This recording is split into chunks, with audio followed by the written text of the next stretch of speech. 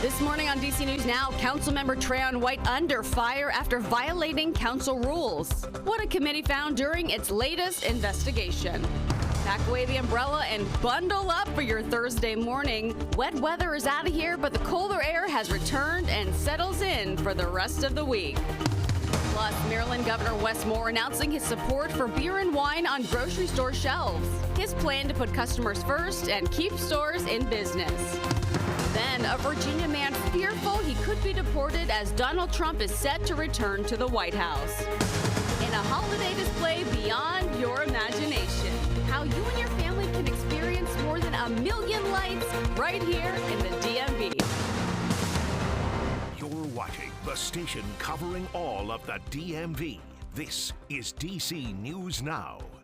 Well, good morning, and thanks for starting your Thursday with us here on DC News Now. It is 6 o'clock. I'm Tanaya Wright. Yeah, good morning to you. It's cold out there. Shanika's keeping on those roads for you this morning. But to talk about the weather, let's start off with meteorologist Jackie Lair today. Yeah. And bitter cold. Yeah, I feel like you're in a good mood just because of how cold it is. It's refreshing. Yeah, and then we decided to wear the turtletnecks. Turtleneck day. Yeah. Turtleneck Thursday. Sorry, Shanika. You missed the memo. Yeah. I'm total opposite. She's showing sleeve.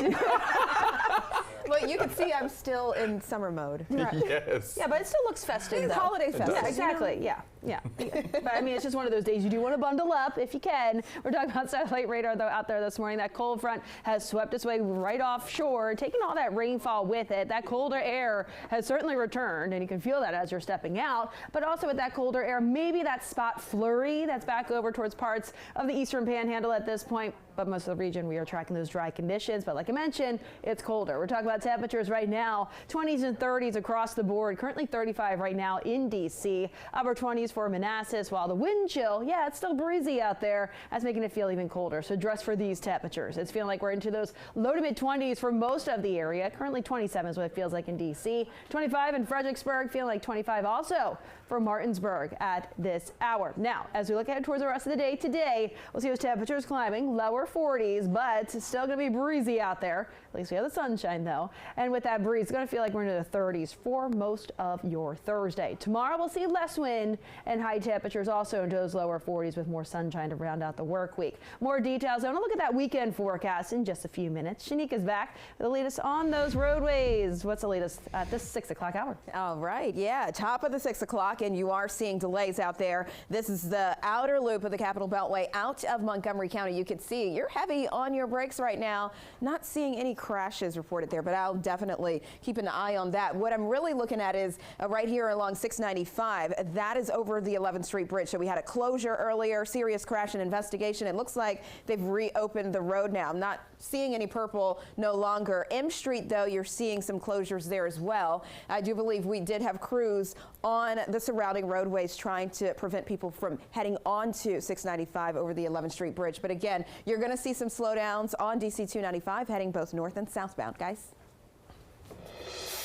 Thank you, Shanika. Well, new details this morning in the investigation into D.C. Councilmember Trayon White's bribery case. And within the last 24 hours, an independent investigation was released, and it reportedly found substantial evidence showing White violated council rules. DC News Now, Tosin Fakili is live this morning with the latest details. And Tosin, the investigation also revealed information about meetings White had with other people.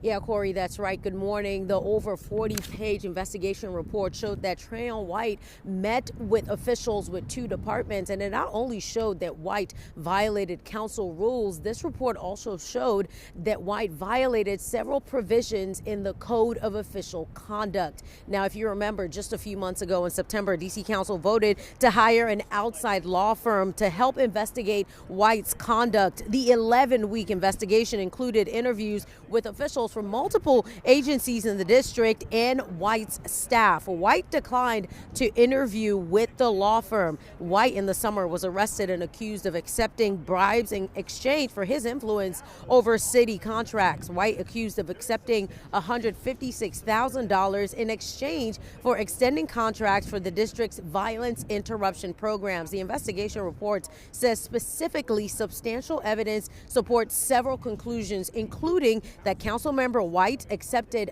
$35,000 in cash from one source, knowing that at the time of that source organization was looking for contracts with DC. It also says he accepted those cash payments in exchange for agreeing to meet with and influence government officials to ensure the contracts of that source's organizations would be reviewed. It also showed evidence that supports that White met with the Office of Neighborhood Safety and Engagement and the Department of Youth and Rehabilitation Services within days of his multiple meetings with that source. This was back in July of 2024. Now, the law firm in the middle of all of this wanted to make sure that they let people know they assess the evidence just for the ad hoc committee's investigation. And this was separate from that pending criminal case against Trayon White. Now, like I said, this is over 40 pages. This report very detailed. You can read all of it on our website, dcnewsnow.com. But for now, we're live in the district. Tosin Fakile, back to you.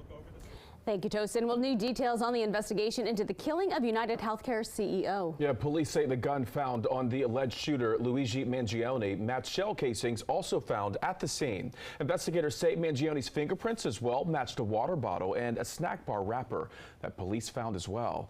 Mangione is in a Pennsylvania jail without bond. He is facing several charges, including forgery, carrying firearms without a license, and second-degree murder.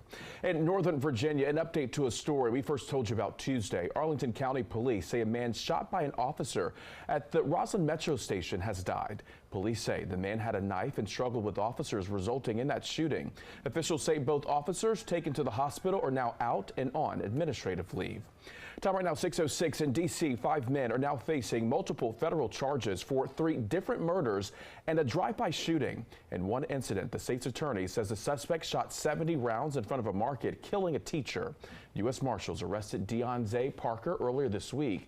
Prosecutors say the 21-year-old and 4 other men were part of a gang.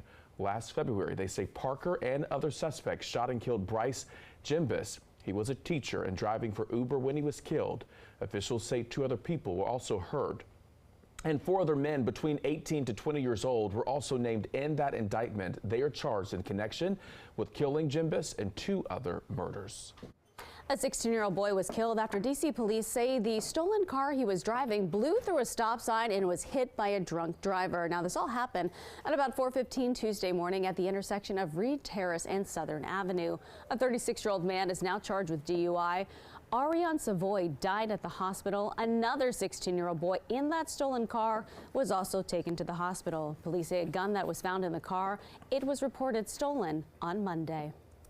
Happening today, the Maryland man who pled guilty to stealing a truck and leading police on a multi-county chase is going to be sentenced. That is right. Flavio Lozuna pled guilty in September. Now, the chase happened back in February and started near the Greenbelt Metro station where Lozuna stole a tow truck. Now, he then tried to escape police by driving through Prince George's and Montgomery counties, crashing into 2 police cruisers and 11 other cars. He is facing more than 14 years in prison if convicted. And DCPS says repair crews are investigating potential mold in classrooms. This comes after a class at Whittier Elementary School relocated to a different space in the building on Monday because of concerns. Now, as of yesterday, DCPS says crews found leaks near the classroom's HVAC ventilator. The school district also said they are putting in a work order for another classroom in that same school because of potential mold behind a whiteboard. In Maryland, Montgomery County police say DUI arrests are up this holiday season. Police say last week officers arrested nearly 40 people for DUI. The department says more than 100 drivers have also been taken into custody for being impaired. The Montgomery County Police Alcohol Holiday Task Force is leading the operation. It started the week before Thanksgiving. And in Maryland, leaders are pushing to allow grocery stores to sell beer and also wine. That is right. Governor Wes Moore expressed strong support, but a lot of small businesses say this could put them actually out of business. DC News Now's Jean-Marie Sase is live in Maryland. So, Jean-Marie, how are people feeling about this? Yeah, good morning. Well, Maryland's actually one of the few states that actually has a ban from selling beer and wine inside grocery stores, and allowing this has definitely raised some mixed signals, just the thought of it. Now, Governor Wes Moore actually expressed some strong support for selling beer and wine in grocery stores. This is actually not the first time that this has been proposed. Now, some small businesses say this could really impact their liquor sales and possibly put them out of business, and some public health experts believe this creates too much access to liquor, which is a danger to the community.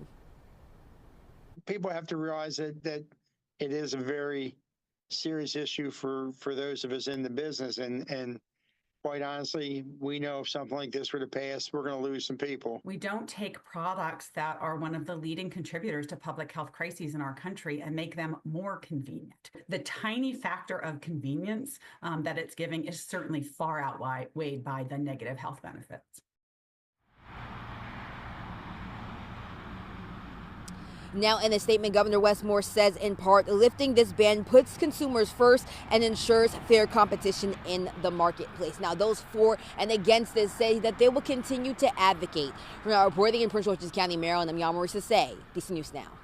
Thank you, Anne-Marie. Well, one of Maryland's oldest manufacturing businesses celebrating 118 years in business. Yeah, quite the accomplishment. The company celebrating by announcing plans to also take on a global partner. Jameson Door Company is a specialty steel company in Hagerstown. It produces roll-up and cold storage doors. At a breakfast celebration yesterday, the company's president and CEO announced a new investment from a manufacturer in Italy that they believe will help the company grow. We're an iconic brand in our industry. We're the oldest and strongest name in the industry. And now we're looking at building new plants. They really do a lot for the whole community and everything. It's really a great effort by our company and the employees together. And right now, some of Jameson's biggest customers include Amazon, Costco, Walmart, and Sam's Club. All right, we're approaching 6/11 on this Thursday. Still to come on DC News Now. The bye week for the Commanders is over. That it is. The team with some bittersweet injury news as they get ready to take on the Saints. And a few kids got some early Christmas gifts thanks to some DC police. How they put smiles on those kids' faces for the holiday season. All right, meteorologist Jackie Lair, how are things looking out there this morning? Well, out there right now, we're tracking those drier conditions, but it's feeling much colder out there compared to yesterday morning. Most areas are starting off in the 20s and lower 30s, so brace for that colder start. More details and time out the rest of that work week, and I'll look ahead towards that weekend forecast. That's all right after the break.